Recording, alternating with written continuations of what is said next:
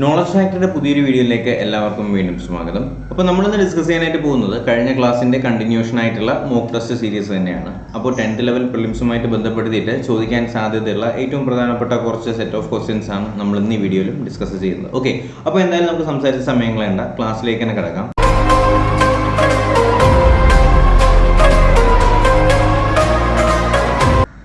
ഒന്നാമത്തെ ചോദ്യം വായിച്ചേ. അടപക പക്ഷി സങ്കേതം സ്ഥിതി ചെയ്യുന്ന സംസ്ഥാനം ഏതെന്നാണ് ചോദ്യം. ഇങ്ങനെ ഒരു പക്ഷി സങ്കേതത്തെ കുറിച്ച് നിങ്ങൾ കേട്ടിട്ടുണ്ടോ? അടപക എന്ന് പറയുന്ന പക്ഷി സങ്കേതം സ്ഥിതി ചെയ്യുന്ന സംസ്ഥാനം ഏതെന്നാണ് ചോദ്യം. അപ്പോൾ ഇതിനകത്ത് 4 ഓപ്ഷൻസ് കൊടുത്തിട്ടുണ്ടല്ലേ. ഈ 4 ഓപ്ഷൻസിനകത്ത് നിന്ന് ശരി ഉത്തരം ഒന്ന് കണ്ടെത്താനായിട്ട് ശ്രമിച്ച് ഇതിൽ ഏത് സംസ്ഥാനത്തിലാണ് അടപക എന്ന് പറയുന്ന പക്ഷി സങ്കേതം സ്ഥിതി ചെയ്യുന്നത് കണ്ടുപിടിച്ചോ? ഓക്കെ, അപ്പോൾ ഇതിനകത്ത് ഓപ്ഷൻ എ എഴുതിയവർക്കാണ് ശരി ഉത്തരം വരുന്നത് ആന്ധ്രാപ്രദേശാണ് കേട്ടോ. അപ്പോൾ 16ന്റെ അടപക എന്ന് പറയുന്ന പക്ഷി സങ്കേതം ഏത് സംസ്ഥാനത്തിലാണ് എന്ന് ചോദിക്കുകയാണെങ്കിൽ ആന്ധ്രാപ്രദേശ് എന്നുള്ളതും പറയാനായിട്ട്. ഓക്കെ അല്ലേ? അടപക ആന്ധ്രാപ്രദേശ്, രണ്ടിലും ആയില്ലേ, അങ്ങനെ പറഞ്ഞാലും മതി. അടപക ആന്ധ്രാപ്രദേശ്, അടപക ആന്ധ്രാപ്രദേശ്. ഓക്കെ, ആ ഒരു രീതിയിൽ അതൊന്ന് ലിങ്ക് ചെയ്ത് വെച്ചേക്കുക. 17ാമത്തെ ചോദ്യം ഒന്ന് വായിച്ചേ. ചുവടെ തന്നിട്ടുള്ളവയിൽ കൃഷ്ണ നദിയുടെ പോഷക നദികൾ ഏതാണ്? ചുവടെ തന്നിട്ടുള്ളതിൽ നമ്മുടെ കൃഷ്ണ നദിയുടെ പോഷക നദികൾ ഏതെന്നാണ് 17ാമത്തെ ചോദ്യം. അപ്പോൾ ഇതിനകത്ത് 4 നദികൾ കൊടുത്തിട്ടുണ്ടല്ലേ, പോഷക നദികൾ കൊടുത്തിട്ടുണ്ട്. അപ്പോൾ ഇതിൽ കൃഷ്ണ നദിയുടെ പോഷക നദി ഏതെന്നാണ് ചോദിച്ചിട്ടുള്ളത് അല്ലേ. അപ്പോൾ ഇതിനകത്ത് മാലപ്രഭ കൊടുത്തിട്ടുണ്ട്, പൂർണ്ണ കൊടുത്തിട്ടുണ്ട്, മൂസി കൊടുത്തിട്ടുണ്ട്, വാസന കൊടുത്തിട്ടുണ്ട്. അപ്പോൾ ഇതിൽ ഏതൊക്കെയാണ് നമ്മുടെ കൃഷ്ണ നദിയുടെ പോഷക നദികൾ ഏതൊക്കെയാണെന്ന് നിങ്ങൾക്ക് കണ്ടെത്താൻ കഴിഞ്ഞിട്ടുണ്ടോ? ഓക്കെ, അപ്പോൾ നമുക്ക് ശരി ഉത്തരത്തിലേക്ക് കടന്നല്ലോ അല്ലേ. അപ്പോൾ ഇതിനകത്ത് മാലപ്രഭ എന്ന് പറയുന്നത് നമ്മുടെ കൃഷ്ണ നദിയുടെ പോഷക നദിയാണ്. അതുപോലെ തന്നെ മൂസി എന്ന് പറയുന്നത് കൃഷ്ണ നദിയുടെ പോഷക നദിയാണ്. അതുപോലെ തന്നെ വാസന എന്ന് പറയുന്നത് എന്ത് തന്നെയാണ്? കൃഷ്ണ നദിയുടെ പോഷക നദികൾ തന്നെയാണ്. സെറ്റല്ലേ? അപ്പോൾ ഇതിനകത്ത് 3 നദികളുണ്ട്. അപ്പോൾ ഏതൊക്കെയാണ് കൃഷ്ണ നദികളുടെ പോഷക നദികൾ ഏതൊക്കെയാണ്? മാലപ്രഭ, മൂസി, വാസന. ഓക്കെ അല്ലേ? അപ്പോൾ മാലപ്രഭ, മൂസി, വാസന എന്ന് പറയുന്നത് എന്ത് തന്നെയാണ്? കൃഷ്ണ നദിയുടെ പോഷക നദികളാണ് എന്നുള്ള കാര്യത്തിൽ സംശയം വേണ്ട. ഓക്കെ, അപ്പോൾ ഈ ചോദ്യം ഒന്ന് ശ്രദ്ധിക്കുക. കൃഷ്ണ നദിയുടെ പോഷക നദികളാണ് മാലപ്രഭ, മൂസി, വാസന. അങ്ങനെയാണെങ്കിൽ ഓപ്ഷൻ ഡി ആണ് ശരി ഉത്തരം. 1, 3, 4 ഇതിനകത്ത് ശരി ഉത്തരമായിട്ട് വരിക. ഓക്കെ അല്ലേ? അടുത്ത 18ാമത്തെ ചോദ്യം ചോദിച്ചു നോക്കിയേ. Life line of the nation, എന്താണ് life line of the nation എന്ന് താഴെ കൊടുത്തിരിക്കുന്നവയിൽ ഏതിൻ്റെ ആപ്തവാക്യം എന്നാണ് ചോദിച്ചിട്ടുള്ളത്? Life line of the nation. അപ്പോൾ 4 ഓപ്ഷൻസ് ഒന്ന് ജസ്റ്റ് ഒന്ന് വായിച്ചു നോക്കുക. ശരി ഉത്തരം കണ്ടെത്താനായിട്ട് നിങ്ങളെ കൊണ്ട് പറ്റുന്നു എന്നുള്ള കാര്യത്തിൽ ഒന്ന് ശ്രദ്ധിക്കുക. Life line of the stage of the nation അല്ലെ, life line of the nation. ഞാൻ പറയട്ടോ, ശരി ഉത്തരം പറയട്ടോ. അപ്പോൾ 4 കൊടുത്തിട്ടുണ്ട്. National highway authority of India ആണ്, റെയിൽവേ, ഇന്ത്യൻ റെയിൽവേ എന്ന് കൊടുത്തിട്ടുണ്ട്, inland waterways authority of India, airport authority of India. അപ്പോൾ ഇതിൽ ഏതാണ് life line of the nation എന്ന് ചോദിക്കുകയാണെങ്കിൽ നമുക്ക് ഏതിനെ പറയാൻ കഴിയും? ഓപ്ഷൻ ബി ആണ് ശരി ഉത്തരം അല്ലേ. അപ്പോൾ ഇന്ത്യൻ റെയിൽവേ ആണെന്ത് life line of the nation എന്നറിയപ്പെടുന്നത്. ഏതാണെന്ന് ചോദിക്കുകയാണെങ്കിൽ അത് ഇന്ത്യൻ റെയിൽവേ ആണെന്ന് അറിഞ്ഞിരിക്കുക. സെറ്റല്ലേ? അപ്പോൾ ഇന്ത്യൻ റെയിൽവേ ആണ് എന്തെന്ന് പറയുന്നത് life line of the nation എന്നറിയപ്പെടുന്നത്. ഇന്ത്യൻ റെയിൽവേ ആണല്ലേ, റെയിൽവേ ലൈൻ എന്നൊക്കെ പറയത്തില്ലേ. അപ്പോൾ life line, railway line, Indian railway. സെറ്റല്ലേ? അടുത്ത 19ാമത്തെ ചോദ്യം ഒന്ന് വായിച്ചു നോക്കി.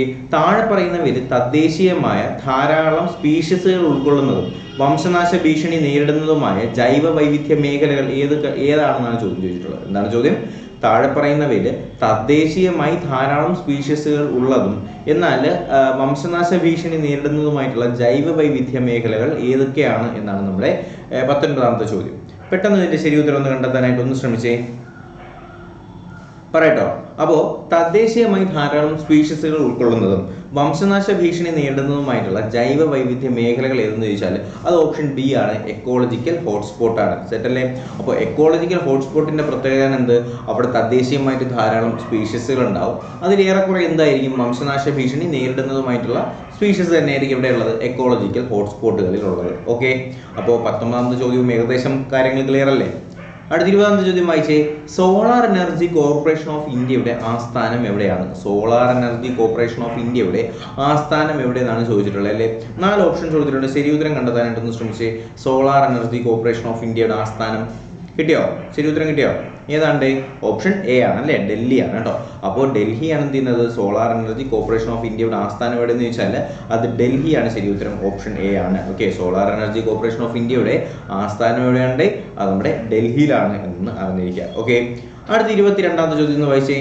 താഴെ തന്നിട്ടുള്ളതിൽ ഖാരിഫ് വിളകൾ ഏതൊക്കെയാണ് ചോദിച്ചത്? നമുക്കറിയാം ഖാരിഫ്, സെയ്ദ്, റാബി, അങ്ങനെ 3 വിളകളുണ്ട് അല്ലെ. ഖാരിഫ്, റാബി, സെയ്ദ്. അപ്പോൾ ഇതിൽ ഖാരിഫ് വിളകൾ ഏതൊക്കെയാണ് എന്നാണ് ചോദിച്ചിട്ടുള്ളത്. 4 ഓപ്ഷൻസ് കൊടുത്തിട്ടുണ്ട്. ശരി ഉത്തരം കണ്ടെത്താനായിട്ടൊന്ന് ശ്രമിച്ചേ. നോക്കിയോ? അപ്പോൾ ഞാൻ പറയട്ടെ. ഓക്കെ, അപ്പോൾ ഖാരിഫുളകൾ ഏതൊക്കെയെന്നാണ് നമ്മുടെ ചോദ്യം. അപ്പോൾ ഏതൊക്കെയാണ് ഇതിനകത്ത് ഖാരിഫുള? നമുക്കറിയാം നിലക്കടല ഖാരിഫുളയാണല്ലേ. പയർ ഖാരിഫുളയാണോ? അല്ലേ അല്ലേ. പക്ഷെ തിനയാണെങ്കിലോ? തിന ഖാരിഫുളയാണ്. ചോളം ഖാരിഫുളയാണ്. ഓക്കെ, അപ്പോൾ നിലക്കടലയും തിനയും ചോളവുമാണ് ഖാരിഫുള. ഇതിൽ പയർ വരത്തില്ല. ഓക്കെ, അപ്പോൾ ഖാരിഫുള ഏതൊക്കെയാണെന്ന് ചോദിച്ചാൽ ഏതൊക്കെയാണ് പറയേണ്ടത്? ഇതിനകത്ത് നിലക്കടല വരുന്നുണ്ട്, അതുപോലെ തന്നെ തിനവിളകൾ വരുന്നുണ്ട്, ചോളം വരുന്നുണ്ട്. അങ്ങനെയാണെങ്കിൽ ഓപ്ഷൻ സി ആണ് ശരി ഉത്തരം വരുന്നത്. 1, 3, 4 ശരി ഉത്തരം. സെറ്റല്ലേ? അപ്പോൾ 22 വേറെ സംശയമൊന്നുമില്ല, കാര്യങ്ങൾ ക്ലിയർ ആണ് എന്ന് തന്നെ പ്രതീക്ഷിക്കുന്നു. 23ാമത്തെ ചോദ്യം വായിച്ചേ. ഇന്ത്യൻ ഭരണഘടന തയ്യാറാക്കിയതും പ്രാബല്യത്തിൽ വന്നതും ഏത് ഭാഷയിലാണെന്നാണ് ചോദ്യം. നമുക്ക് പലർക്കും ഒരു ഡൗട്ട് ഉണ്ടാവും ഈ ചോദ്യത്തിൽ. ഇന്ത്യൻ ഭരണഘടന തയ്യാറാക്കിയതും പ്രാബല്യത്തിൽ വന്നതും ഏത് ഭാഷയിലാണ് എന്ന് ചോദിച്ചാൽ ഏത് ഭാഷയിലാണ്? സിമ്പിളായിട്ട് നമുക്ക് ശരി ഉത്തരം കണ്ടെത്താനായിട്ട് കഴിയുന്നതാണ്. പക്ഷേ ചെറിയൊരു കൺഫ്യൂസിങ് ഫാക്ട് ഇതിനകത്ത് വരാനായിട്ട് സാധ്യതയുണ്ട് അല്ലേ. അപ്പോൾ ഇന്ത്യൻ ഭരണഘടന തയ്യാറാക്കിയതും പ്രാബല്യത്തിൽ വന്നതും ഏത് ഭാഷയിലാണെന്ന് ചോദിച്ചാൽ അത് ഒരു സംശയവും വേണ്ട, ഇംഗ്ലീഷ് ഭാഷയിൽ തന്നെയാണ് കേട്ടോ. അപ്പോൾ ഇതിനകത്ത് ഓപ്ഷൻസ് കാണുമ്പോൾ കണ്ടില്ലേ, ഹിന്ദി, സംസ്കൃതം, തമിഴ് എന്നൊക്കെ കാണുമ്പോൾ നമുക്ക് ചെറിയൊരു കൺഫ്യൂഷൻ തോന്നും. പക്ഷെ ഒരു സംശയമില്ലാതെ എഴുതാൻ കഴിയണം. ഇന്ത്യൻ ഭരണഘടന തയ്യാറാക്കിയതും പ്രാബല്യത്തിൽ വന്നതും ഏത് ഭാഷയിൽ തന്നെയാണ്? നമ്മുടെ ഇംഗ്ലീഷ് ഭാഷയിൽ തന്നെയാണ് എന്ത് ചെയ്യുന്നത്? ഇന്ത്യൻ ഭരണഘടന തയ്യാറാക്കിയതും പ്രാബല്യത്തിൽ നിലവിൽ വന്നതും. ഓക്കെ, ഇനി എനിക്ക് പറയേണ്ടത് അൺഅക്കാഡമിയുടെ ഏറ്റവും പ്രധാനപ്പെട്ട കുറച്ച് കോഴ്സുകളെ കുറിച്ചാണ്. തീർച്ചയായിട്ടും നിങ്ങൾ ഈ കോഴ്സുകളെ കുറിച്ചൊന്ന് അറിഞ്ഞിരിക്കേണ്ടത് വളരെ അത്യാവശ്യമാണ്. കാര്യം നിലവിൽ ഇപ്പോൾ കേരള അഡ്മിനിസ്ട്രേറ്റീവ് സർവീസിലേക്ക് വേണ്ടിയിട്ടുള്ള കോഴ്സുകൾ അൺഅക്കാഡമിയിൽ സ്റ്റാർട്ട് ചെയ്തിട്ടുണ്ട്. അപ്പോൾ നിങ്ങൾക്ക് ഏറ്റവും പ്രിയപ്പെട്ട എഡ്യൂക്കേറ്റേഴ്സും വളരെ മികച്ച എഡ്യൂക്കേറ്റേഴ്സിൻ്റെയും ക്ലാസ്സുകൾ നിങ്ങൾക്ക് അൺഅക്കാഡമിയിൽ അവൈലബിൾ ആയിരിക്കും. കൂടാതെ തന്നെ നിങ്ങൾക്ക് ആരംഭം എന്ന പേരിലുള്ള 55 ദിവസത്തേക്കുള്ള 10th ലെവൽ പ്രിലിംസിൻ്റെ ഫുൾ സിലബസ് കവർ ചെയ്യുന്ന ഒരു കോഴ്സ് അവൈലബിൾ ആണ്. ദൗത്യം എന്ന പേരിലുള്ള 150 ദിവസത്തേക്കുള്ള ഡിഗ്രി ലെവൽ പ്രിലിംസ് മെയിൻസിൻ്റെയും ആയിട്ടുള്ള കോഴ്സ് അവൈലബിൾ ആണ്. അതിലേക്ക് ഞാനും നിങ്ങൾക്ക് പഠിപ്പിക്കാനുണ്ട്. ഞാൻ നിങ്ങൾക്ക് കറണ്ട് അഫയേഴ്സ് ആണ് പഠിപ്പിക്കാനായിട്ടുള്ളത്. അപ്പോൾ തീർച്ചയായിട്ടും എന്ത് ചെയ്യുക, ഈ കോഴ്സിലേക്ക് നിങ്ങൾ എല്ലാവരും ജോയിൻ ചെയ്യുക. എൻ്റെ ക്ലാസ്സുകൾ നിങ്ങൾക്ക് ഇനി അൺഅക്കാഡമിയിലും അവൈലബിൾ ആയിരിക്കും.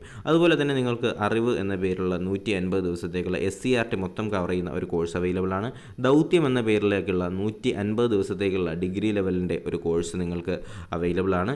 പോരാത്തതിന് ഉയരെ എന്ന് പറയുന്ന ഒരു കോഴ്സ് ഉണ്ട്. ഉയരെ എന്ന് പറയുന്ന ഈ കോഴ്സ് എന്ന് പറഞ്ഞാൽ KS എക്സാമിൻ്റെ ആണ് കേട്ടോ, ഉയരെ. അപ്പോൾ ഇതിനും ഒരുപാട് ആൾക്കാർ, ഇത് പ്രിലിംസ് കംസ് മെയിൻസ് ബാച്ചാണ്. തീർച്ചയായിട്ടും അതിലേക്കും നിങ്ങൾ എന്ത് ചെയ്യുക, ജോയിൻ ചെയ്യാനായിട്ട് ശ്രമിക്കുക. അതുപോലെ തന്നെ ബിവറേജസ് LD ഒക്കെ താല്പര്യമുള്ളവർക്ക് അതിനകത്ത് വേണ്ടിയിട്ട് നിങ്ങൾക്ക് ബിവ്കോ LD എക്സാമിലേക്കുള്ള ജേതാവ് എന്ന പേരിലുള്ള 100 ദിവസത്തെ കോഴ്സ് അവൈലബിൾ ആണ്. അറിവ് എന്ന പേരിലുള്ള 120 ദിവസത്തെ കോഴ്സ്, അത് കേരള SCRT കംപ്ലീറ്റ് കവർ ചെയ്യുന്ന അറിവ് എന്ന പേരിലുള്ള ഒരു കോഴ്സ് അവൈലബിൾ ആണ്. അതുപോലെ ഒരുപാട് ടെസ്റ്റ് സീരീസും അതുപോലെ തന്നെ പ്ലസ് ടെസ്റ്റുകളും നിങ്ങൾക്ക് തീർച്ചയായിട്ടും നമ്മുടെ അൺഅക്കാഡമിയിൽ കൊടുക്കുന്നതായിരിക്കും. പോരാത്തതിന് നിങ്ങൾക്ക് ഞാൻ പറയുന്ന ഈ ഒരു കോഡ് കൂടി നിങ്ങളൊന്ന് ശ്രദ്ധിക്കുക. കാര്യം നിങ്ങൾക്ക് ഏറ്റവും നല്ല ഓഫർ ലഭിക്കാനായിട്ട് HPL10 എന്ന് പറയുന്ന ഈ കോഡ് ഒന്ന് ഉപയോഗിക്കാനായിട്ട് മറക്കരുത് കേട്ടോ. ഞാനൊന്നും കൂടി പറഞ്ഞുതരാം. HPL10 എന്ന് പറയുന്ന ഈ ഒരു കോഡ് നിങ്ങൾ ഉപയോഗിക്കുകയാണെങ്കിൽ നിങ്ങൾക്ക് 10% മുതൽ 20% വരെ ഉള്ള ഓഫറുകൾ നിങ്ങൾക്ക് ലഭിക്കുന്നതായിരിക്കും. പോരാത്തതിന് നിങ്ങൾ അൺഅക്കാഡമിയുടെ യൂസർ ആണെങ്കിൽ നിങ്ങൾക്ക് 29% വരെ നിങ്ങൾക്ക് ഡിസ്കൗണ്ട് ലഭിക്കാനുള്ള സാധ്യതകളുമുണ്ട്. ഓക്കെ, അപ്പോൾ ഇതാണ് നിലവിലത്തെ നമ്മുടെ പ്ലാൻസ്. ഇതൊക്കെയാണ് കണ്ടല്ലോ. നിങ്ങൾക്ക് എൻ്റെ ഈ ഒരു കോഡ് HPL10 എന്ന് പറയുന്ന ഈ ഒരു കോഡ് ഉപയോഗിക്കുകയാണെങ്കിൽ നിങ്ങൾക്ക് ഈ ഒരു പ്രൈസിൻ്റെ ഒരു കുറവിനകത്ത് നിങ്ങൾക്ക് അൺഅക്കാഡമിയിലേക്ക് ജോയിൻ ചെയ്യാനായിട്ട് കഴിയുന്നതായിരിക്കും. അപ്പോൾ തീർച്ചയായിട്ടും എല്ലാവരും ഈ ഒരു അവസരം നല്ലപോലെ തന്നെ യൂസ് ചെയ്യുക, അൺഅക്കാഡമി മെമ്പർ ആവുക. എൻ്റെ ക്ലാസ്സുകൾ നിങ്ങൾക്ക് അൺഅക്കാഡമിയിലും അവൈലബിൾ ആയിരിക്കും. അതുകൂടി നിങ്ങൾ എന്ത് ചെയ്യുക, കാണാനായിട്ട് ശ്രമിക്കുക. ഓക്കെ, അപ്പോൾ എൻ്റെ പ്രൊഫൈലിൽ എൻ്റെ പേര് എന്ന് ഹരിശങ്കർ PL എന്നാണ്. നിങ്ങൾ തീർച്ചയായിട്ടും എന്ത് ചെയ്യുക, അൺഅക്കാഡമിയിലെ ആപ്ലിക്കേഷൻ ഒന്ന് ഡൗൺലോഡ് ചെയ്ത ശേഷം ഹരിശങ്കർ PL എന്ന് സെർച്ച് ചെയ്ത ശേഷം പ്രൊഫൈൽ കൂടി ഫോളോ ചെയ്യുകയാണെങ്കിൽ ഞാൻ എടുക്കുന്ന അൺഅക്കാഡമിയുടെ ഫ്രീ ക്ലാസ്സസ് നിങ്ങൾക്ക് അൺഅക്കാഡമിയിൽ അവൈലബിൾ ആയിരിക്കും. അപ്പോൾ തീർച്ചയായിട്ടും എല്ലാവരും ഇതൊക്കെ ചെയ്യുമെന്ന് തന്നെ പ്രതീക്ഷിക്കുന്നു. അടുത്ത 24ാമത്തെ ചോദ്യം ഒന്ന് വായിച്ചു നോക്കിയേ. രാജ്യസഭാ അംഗത്തിന്റെ അയോഗ്യത തീരുമാനിക്കുന്നത് ആരെന്നാണ് ചോദ്യം. അപ്പോൾ അതിന് 4 ഓപ്ഷൻസ് ഉണ്ടല്ലേ. നമ്മൾ ഒരു രാജ്യസഭാ അംഗം ഉണ്ടെങ്കിൽ ആ വ്യക്തിയുടെ അയോഗ്യത തീരുമാനിക്കുന്നത് ആര് എന്നാണ് ചോദ്യം. അപ്പോൾ 4 ഓപ്ഷൻസ് ഉണ്ട്. വീഡിയോ ഒന്ന് പൗസ് ചെയ്ത ശേഷം എന്ത് ചെയ്യുക, ഇതിന്റെ ഓപ്ഷൻസ് ഒന്ന് വായിച്ച് നോക്കാനായിട്ട് ശ്രമിക്കുക. ഓക്കെ, അപ്പോൾ ഞാൻ ഇതിൻ്റെ ശരി ഉത്തരത്തിലേക്ക് കിടക്കുകയാണ്. ആരാണ് ഇതിൽ രാജ്യസഭാ അംഗത്തിന്റെ അയോഗ്യത തീരുമാനിക്കുന്ന ആരാണ്? നിങ്ങൾ വായിച്ചു നോക്കിയോ. ഓക്കെ, അപ്പോൾ ഞാൻ ശരി ഉത്തരം മാർക്ക് ചെയ്യാണ്. അതിനകത്ത് ഓപ്ഷൻ സി എഴുതിയവർക്കാണ് ശരി ഉത്തരം വരുന്നത്. തിരഞ്ഞെടുപ്പ് കമ്മീഷന്റെ ഉപദേശത്തിന്റെ അടിസ്ഥാനത്തിലാണ് രാഷ്ട്രപതിയാണ് എന്ത് ചെയ്യുന്നത്, രാജ്യസഭാ അംഗത്തിന്റെ അയോഗ്യത തീരുമാനിക്കുന്നത്. അപ്പോൾ രാജ്യസഭാ അംഗത്തിന്റെ അയോഗ്യത തീരുമാനിക്കുന്ന ആരാണ്? നമ്മുടെ തിരഞ്ഞെടുപ്പ് കമ്മീഷന്റെ ഉപദേശം പ്രകാരമാണ്. തിരഞ്ഞെടുപ്പ് കമ്മീഷന്റെ ഉപദേശപ്രകാരം ആര് തീരുമാനിക്കുന്നു? രാഷ്ട്രപതി തീരുമാനിക്കുന്നു. ഓക്കെ അല്ലേ. അപ്പോൾ രാജ്യസഭാ അംഗത്തിന്റെ അയോഗ്യത ആരാണ് തീരുമാനിക്കുന്നത്? നമ്മുടെ തിരഞ്ഞെടുപ്പ് കമ്മീഷൻ, ഇലക്ഷൻ കമ്മീഷന്റെ ഉപദേശപ്രകാരം നമ്മുടെ ആരാണ്? രാഷ്ട്രപതിയാണ് എന്ത് ചെയ്യുന്നത്, തിരഞ്ഞെടുപ്പ് കമ്മീഷൻ അയോഗ്യത തീരുമാനിക്കുന്നത്? ആ കാര്യത്തിൽ ഒരു കാരണവശാലും ഡൗട്ട് വരേണ്ടത്, വളരെ പ്രധാനപ്പെട്ട ചോദ്യമാണ്. രാജ്യസഭാംഗത്തിന്റെ അയോഗ്യതയാണ് തിരഞ്ഞെടുപ്പ് കമ്മീഷൻ ഉപദേശപ്രകാരം ആരാണ് ചെയ്യുന്നത്? നമ്മുടെ രാഷ്ട്രപതിയാണ് ചെയ്യുന്നത്. ഓക്കെ അല്ലേ? വേറെ സംശയമൊന്നുമില്ലല്ലോ. 25ാമത്തെ ചോദ്യത്തിലേക്ക് പോകാം. പോക്സോ നിയമത്തിന്റെ പൂർണ്ണ രൂപം എന്താണ്? നമ്മൾ സിവിൽ പോലീസ് ഓഫീസറൊക്കെ പഠിക്കാൻ നേരത്തെ പോക്സോ ആക്ടിനെ കുറിച്ചൊക്കെ പഠിച്ചിട്ടുണ്ടായിരുന്നു അല്ലേ? അപ്പോൾ ഇതിൽ പോക്സോ എന്ന് പറയുന്ന നിയമത്തിന്റെ പോക്സോ എന്ന് പറയുന്ന നിയമത്തിന്റെ പൂർണ്ണ രൂപം എന്താണെന്നാണ് ചോദ്യം. 4 ഓപ്ഷൻസ് ഉണ്ട്, പെട്ടെന്ന് ശരി ഉത്തരം കണ്ടുപിടിച്ചേ. ഓക്കെ, നമുക്ക് നോക്കാം. പോക്സോ നിയമത്തിന്റെ പൂർണ്ണ രൂപം എന്താണ്? Protection of children from sexual offences എന്നല്ലേ? അപ്പോൾ protection of children from sexual offence എന്നാണ് അല്ലേ? Protection of children from sexual offences, അതാണ് എന്ത് പോക്സോ എന്ന് പറയുന്നത് അല്ലേ? പോക്സോ എന്ന് പറയുന്നത് എന്താണ്? Protection of children from sexual offences. Option C ആണ് ഇതിനകത്ത് ശരി ഉത്തരം വരിക. ഓക്കെ, അപ്പോൾ എന്താണ് POCSO? Protection of children from sexual offences act ആണ് അല്ലേ? ഓക്കെ, അടുത്ത 26ാമത്തെ ചോദ്യം ഒന്ന് വായിച്ചു നോക്കിയേ. ഒരു ഭരണഘടന ജനങ്ങൾ അംഗീകരിക്കണമെങ്കിൽ അതിന്റെ വ്യവസ്ഥകൾ എങ്ങനെ ആയിരിക്കണമെന്നാണ് 26ാമത്തെ ചോദ്യം. 4 ഓപ്ഷൻസ് കൊടുത്തിട്ടുണ്ട്, 3 ഓപ്ഷൻസ് കൊടുത്തിട്ടുണ്ട് അല്ലേ? ഒന്ന് വായിച്ചു നോക്കിയേ. ഒരു ഭരണഘടനയ്ക്കും സമ്പൂർണ്ണ നീതി കൈവരിക്കാനായില്ലെങ്കിലും അടിസ്ഥാന നീതി ലഭിക്കുന്നതിനുള്ള ഒരു ചട്ടക്കൂട് ഭരണഘടന പ്രദാനം ചെയ്യുന്നുണ്ടെന്ന് ജനങ്ങൾ ബോധ്യപ്പെടുത്താൻ അതിന് കഴിയണം. 2ാമത്തെ ഓപ്ഷൻ വായിച്ചു നോക്കിയേ. ഭരണഘടനയുടെ മുഖ്യ വ്യവസ്ഥകൾ എല്ലാവർക്കും സ്വീകാര്യമായിരിക്കുകയും അവയുടെ ഉള്ളടക്കം പൗരന്മാരുടെ സ്വാതന്ത്ര്യം, സമത്വം, ക്ഷേമം എന്നിവയ്ക്ക് ആയിരിക്കണം. അതുപോലെ തന്നെ 3ാമത്തെ പോയിന്റ് വായിച്ചേ. പൗരന്മാരുടെ സ്വാതന്ത്ര്യവും അസമത്വവും കാത്തു സംരക്ഷിക്കുന്ന ഒരു ഭരണഘടന ഏറ്റവും സ്വീകാര്യവും വിജയകരവുമായിരിക്കുമെന്നാണ് 26ാമത്തെ. ഈ 3 പോയിന്റാണ് കൊടുത്തിട്ടുള്ളത്. അപ്പോൾ ഇതിൽ ഒരു ഭരണഘടന ജനങ്ങൾ അംഗീകരിക്കണമെങ്കിൽ അതിൽ ഏതൊക്കെ വ്യവസ്ഥകളാണ് വേണ്ടത് എന്നാണ് ചോദ്യം. ഒന്ന് ചിന്തിച്ച് നോക്കിയിട്ട് ശരി ഉത്തരം ഒന്ന് പറയാനായിട്ട് ശ്രമിച്ചേ. ഓക്കെ, അപ്പൊ നമുക്ക് നോക്കാം. ഒന്നാമത്തെ ഓപ്ഷൻ വായിച്ച്. ഒരു ഭരണഘടനയ്ക്കും സമ്പൂർണ്ണ നീതി കൈവരിക്കാനാവുകയില്ലെങ്കിലും അടിസ്ഥാന നീതി ലഭിക്കുന്നതിനുള്ള ഒരു ചട്ടക്കൂട് ഭരണഘടന എന്ത് ചെയ്യണം? പ്രദാനം ചെയ്യുന്നുണ്ട് എന്ന് ജനങ്ങൾക്ക് ബോധ്യപ്പെടുത്താൻ കഴിയണമെന്ന് പറയുന്നുണ്ട്. ഒന്ന് ശരി തന്നെയാണ്. അതുപോലെ തന്നെ നമുക്ക് 2ാമത്തെ ഓപ്ഷൻ നോക്കാം. ഭരണഘടനയുടെ മുഖ്യ വ്യവസ്ഥകൾ എല്ലാവർക്കും സ്വീകാര്യമായിരിക്കണം അല്ലേ? ഒരാൾക്ക് മാത്രമല്ല, എല്ലാവർക്കും സ്വീകാര്യമായിരിക്കണം. അവയുടെ ഉള്ളടക്കം എന്ത് തന്നെയായിരിക്കണം? പൗരന്മാരുടെ സ്വാതന്ത്ര്യവും സമത്വവും ക്ഷേമവും ആയിരിക്കണം. ശരി തന്നെയാണ്. 3ാമത്തെ വായിച്ച്. പൗരന്മാരുടെ സ്വാതന്ത്ര്യവും അസമത്വവും കാത്തു സംരക്ഷിക്കുന്ന ഒരു ഭരണഘടന ഏറ്റവും സ്വീകാര്യവും വിജയകരമായിരിക്കും. പൗരന്മാരുടെ സ്വാതന്ത്ര്യവും അസമത്വവും എന്നാണ് കൊടുത്തിട്ടുള്ളത് അല്ലേ? അത് ശരിയാണോ? ഒരിക്കലും വരത്തില്ല. 3ാമത്തെ തെറ്റാണ് അല്ലേ? അപ്പോൾ ഇതിനകത്ത് 1ഉം 2ഉമാണ് ശരി ഉത്തരം വരുന്നത്. ഓപ്ഷൻ ബി ആണ് ശരി ഉത്തരം. സെറ്റല്ലേ? ഓക്കെ, അപ്പോൾ അതിലും വേറെ സംശയമൊന്നുമില്ല. 26ാമത്തെ ചോദ്യം ഏകദേശം ക്ലിയർ ആണ് എന്ന് തന്നെ പ്രതീക്ഷിക്കുന്നു. 27ാമത്തെ ചോദ്യം ഒന്ന് വായിച്ചു നോക്കിയേ. ആരെ പദവിയിൽ നിന്നും നീക്കം ചെയ്യുന്ന രീതിയിലാണ് കൺട്രോളർ ആൻഡ് ഓഡിറ്റർ ജനറലിനെ പദവിയിൽ നിന്നും നീക്കം ചെയ്യുന്നത്? എന്താണ്? ഏത് വ്യക്തിയെ പൊസിഷനിൽ നിന്ന് നീക്കം ചെയ്യുന്ന ഒരു രീതിയിലാണ് എന്ത് ചെയ്യുന്നത്? കൺട്രോളർ ആൻഡ് ഓഡിറ്റർ ജനറലിനെ പൊസിഷനിൽ നിന്ന്, അയാളുടെ പദവിയിൽ നിന്ന് നീക്കം ചെയ്യുന്നത് എന്നാണ് നമ്മുടെ 27ാമത്തെ ചോദ്യം. ഒന്ന് ശരി ഉത്തരം കണ്ടെത്താനായിട്ട് ശ്രമിച്ചു. ആരെ പദവിയിൽ നിന്ന് നീക്കം ചെയ്യുന്ന രീതിയിലാണ് നമ്മുടെ CAG നീക്കം ചെയ്യുന്നത്? കണ്ടുപിടിച്ചോ? ശരി ഉത്തരം കണ്ടുപിടിച്ചല്ലോ. ആരെയാണ്? സുപ്രീം കോടതി ജഡ്ജിയാണ് അല്ലേ? നമ്മൾ പഠിച്ചിട്ടുള്ളത് തന്നെയാണ്. സുപ്രീം കോടതി ജഡ്ജിയെ നീക്കം ചെയ്യുന്ന രീതിയിൽ തന്നെയാണ് എന്ത് ചെയ്യുന്നത്? നമ്മുടെ കൺട്രോളർ ആൻഡ് ഓഡിറ്റർ ജനറലിനെ നീക്കം ചെയ്യുന്നത് അല്ലേ? സിമ്പിൾ ആണ്. സുപ്രീം കോടതി ജഡ്ജിയെ നീക്കം ചെയ്യുന്ന രീതിയിലാണ് എന്ത് ചെയ്യുന്നത്? CAG നീക്കം ചെയ്യുന്നത്. സെറ്റല്ലേ? അടുത്ത 28ാമത്തെ ചോദ്യം ഒന്ന് വായിച്ചേ. ലോക്സഭയിൽ പട്ടികവർഗ വിഭാഗത്തിൽ ഏറ്റവും കൂടുതൽ എണ്ണം സീറ്റുകൾ സംവരണം ചെയ്തിരിക്കുന്നത് ഏത് സംസ്ഥാനത്താണെന്നാണ് ചോദ്യം. ലോക്സഭയിൽ പട്ടികവർഗ വിഭാഗത്തിൽ ഏറ്റവും കൂടുതൽ എണ്ണം സീറ്റുകൾ സംവരണം ചെയ്തിരിക്കുന്നത് ഏത് സംസ്ഥാനത്താണ് എന്നാണ് ചോദ്യം. അറിയാമോ? ലോക്സഭയിൽ പട്ടികവർഗ വിഭാഗത്തിൽ ഏറ്റവും കൂടുതൽ സീറ്റുകൾ ഏത് സംസ്ഥാനത്തിനാണ് സംവരണം ചെയ്തിരിക്കുന്നതെന്ന് ശരി ഉത്തരം നിങ്ങൾ കണ്ടെത്താനായിട്ട് കഴിഞ്ഞു എന്ന് ഞാൻ വിശ്വസിക്കുന്നു. അങ്ങനെയാണെങ്കിൽ ഞാൻ ഉത്തരത്തിലേക്ക് കിടക്കുന്നു. ഓപ്ഷൻ ബി ആണ് ശരി ഉത്തരം അല്ലേ? മധ്യപ്രദേശ് തന്നെയാണ്. നമുക്കറിയാം പട്ടികവർഗമാണ് അല്ലേ? പട്ടികവർഗം ആണെങ്കിൽ അത് ഏതാണ്ട് മധ്യപ്രദേശാണ് അല്ലേ? അപ്പോൾ ലോക്സഭയിലെ പട്ടികവർഗ വിഭാഗത്തിന് ഏറ്റവും കൂടുതൽ സീറ്റുകൾ സംവരണം ചെയ്തിരിക്കുന്ന സംസ്ഥാനം ചോദിച്ചാൽ അത് നമ്മുടെ മധ്യപ്രദേശാണ്. ഏറ്റവും കൂടുതൽ വനമുള്ളത് മധ്യപ്രദേശാണ് അല്ലേ? അപ്പോൾ നമുക്കറിയാം. ഓക്കെ, സെറ്റാണ്. അടുത്ത 29ാമത്തെ ചോദ്യം വായിച്ചേ. സ്ത്രീക്കും പുരുഷനും ജോലിക്ക് തുല്യ വേതനം നൽകണമെന്ന് അനുശാസിക്കുന്ന ഭരണഘടനാ വകുപ്പ് ഏതെന്നാണ് ചോദ്യം. ശ്രദ്ധിച്ചല്ലോ. എന്താണ്?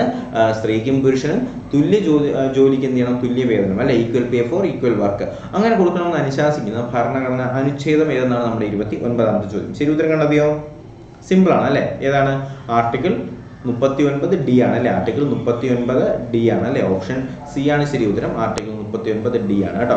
അപ്പോൾ equal pay for equal work എന്ന് പറയുന്നത് ആർട്ടിക്കിൾ 39D ആണെന്ന് അറിഞ്ഞിരിക്കുക. ഓക്കെ, അപ്പോൾ 29ാമത്തെ ചോദ്യം നമ്മൾ വായിച്ച് ക്ലിയർ ചെയ്തിട്ടുണ്ട്. അടുത്ത 30ാമത്തെ ചോദ്യം, നമ്മുടെ 15ാമത്തെ ചോദ്യത്തിലേക്ക് നമ്മൾ കിടക്കുകയാണ്. കേരള സ്പോർട്സ് കൗൺസിലിന്റെ നിലവിൽ വന്ന വർഷം ഏതെന്നാണ് ചോദ്യം. കേരള സ്പോർട്സ് കൗൺസിൽ നിലവിൽ വന്ന വർഷം ഏതെന്നാണ് നമ്മുടെ 30ാമത്തെ ചോദ്യം കേട്ടോ. അപ്പോൾ പെട്ടെന്ന് ഇതിന്റെ ശരി ഉത്തരം പറഞ്ഞ് കേരള സ്പോർട്സ് കൗൺസിൽ നിലവിൽ വന്ന വർഷം ഏതാണ് എന്നൊന്ന് കണ്ടുപിടിക്കാനായിട്ട് ശ്രമിച്ചേ. ഓക്കെ, നിങ്ങൾ ശരി ഉത്തരം കണ്ടെത്തിയിട്ടുണ്ടെങ്കിൽ 1954 കേട്ടോ. 1954 എന്ത് ചെയ്യുന്നത്, കേരള സ്പോർട്സ് കൗൺസിൽ നിലവിൽ വന്നത്. ഓക്കെ, അപ്പോൾ കേരള സ്പോർട്സ് കൗൺസിൽ വന്ന വർഷം ഏതാണ്, 1954 ഈ വർഷങ്ങൾ മറക്കരുത് കേട്ടോ. 1954 എന്ത് ചെയ്യുന്നത്, കേരള സ്പോർട്സ് കൗൺസിൽ നിലവിൽ വരുന്നത്. അപ്പോൾ അതിൻ്റെ കാര്യത്തിലും വേറെ സംശയമൊന്നുമില്ല, ക്ലിയർ ആണ്. ഓക്കെ, അപ്പോൾ നമ്മൾ ഇന്ന് ഡിസ്കസ് ചെയ്ത് എത്ര ചോദ്യങ്ങളാണ്, 15 ചോദ്യങ്ങളാണ് അല്ലേ. അപ്പോൾ 15 ചോദ്യങ്ങൾ നമ്മൾ ഡിസ്കസ് ചെയ്തിട്ടുണ്ട്.